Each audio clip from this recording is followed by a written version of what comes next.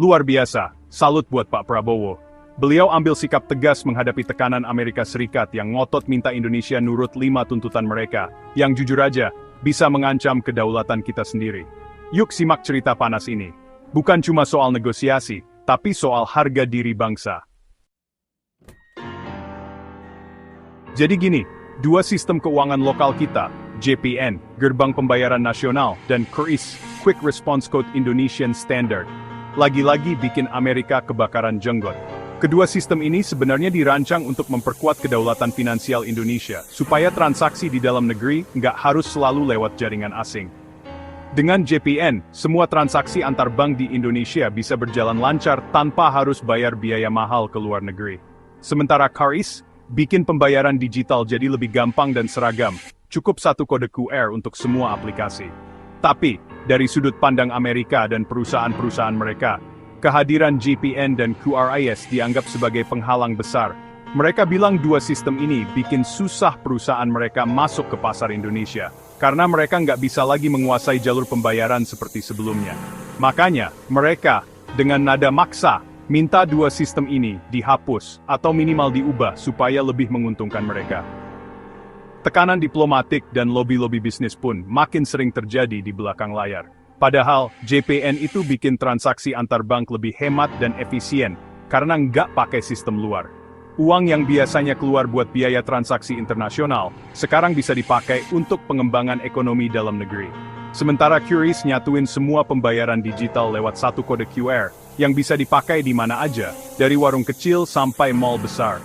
Sistem ini bikin UMKM makin mudah terhubung ke ekosistem digital, dan masyarakat jadi punya lebih banyak pilihan pembayaran tanpa ribet. Tapi Amerika malah bilang ini hambatan buat bisnis mereka.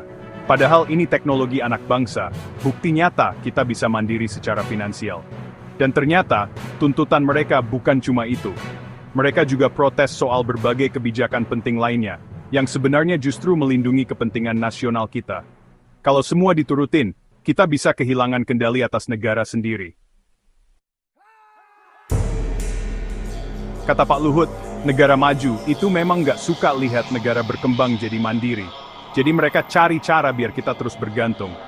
Nyinyir mungkin, tapi faktanya memang begitu. Salah satu contoh penting adalah aturan TKDN, atau tingkat komponen dalam negeri. Aturan ini mewajibkan perusahaan yang beroperasi di Indonesia untuk menggunakan produk, jasa, dan tenaga kerja lokal sebanyak mungkin dalam setiap proyek, termasuk di sektor pertambangan. Tujuannya adalah agar nilai tambah dari industri ini benar-benar dinikmati oleh masyarakat Indonesia, bukan hanya menguntungkan pihak asing. Selain itu, ada juga kebijakan investasi minimal 51% di sektor tambang. Artinya, perusahaan asing yang ingin berinvestasi di pertambangan Indonesia harus rela melepas saham mayoritasnya kepada pihak Indonesia, baik pemerintah maupun swasta nasional. Inti dari kebijakan ini adalah memastikan bahwa kendali atas sumber daya alam kita tetap berada di tangan bangsa sendiri. Perusahaan asing tidak bisa lagi sepenuhnya mengatur dan mengambil keuntungan besar tanpa melibatkan Indonesia secara signifikan. Dengan begitu, hasil tambang bisa lebih banyak dinikmati oleh rakyat, dan pengelolaan tambang pun lebih transparan. Namun, kebijakan ini sering mendapat penolakan dari negara-negara besar seperti Amerika Serikat. Mereka ingin tetap bebas mengelola tambang seperti dulu, contohnya kasus Freeport. Jika aturan ini dicabut, perusahaan asing akan kembali leluasa menguasai tambang-tambang strategis di Indonesia. Dampaknya bisa sangat merugikan kita. Kita bisa saja kembali ke masa penjajahan dalam bentuk baru, di mana kekayaan alam kita dieksploitasi tanpa kendali, dan rakyat hanya jadi penonton di negeri sendiri. Jika itu terjadi, semua sumber daya alam kita bisa habis dikuras tanpa ada kontrol dan manfaat nyata bagi bangsa Indonesia. Inilah pentingnya menjaga TKDN dan kepemilikan mayoritas di sektor tambang.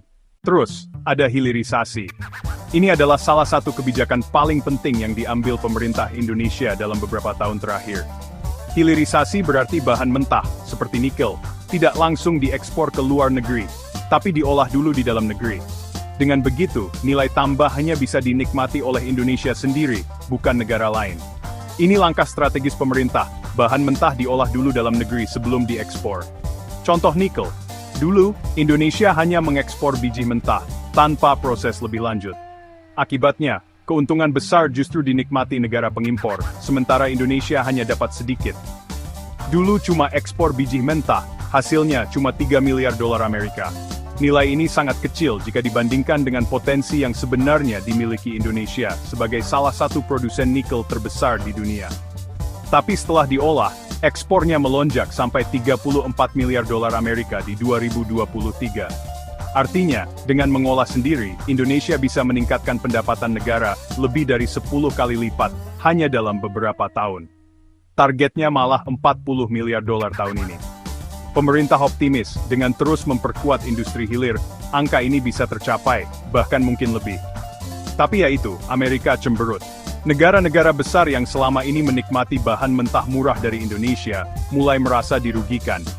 Mereka nggak bisa lagi dapat bahan mentah murah. Sekarang, mereka harus membeli produk olahan dengan harga lebih tinggi, dan ini membuat mereka tidak senang. Mereka pengen kita tetap jadi kuli tambang dunia.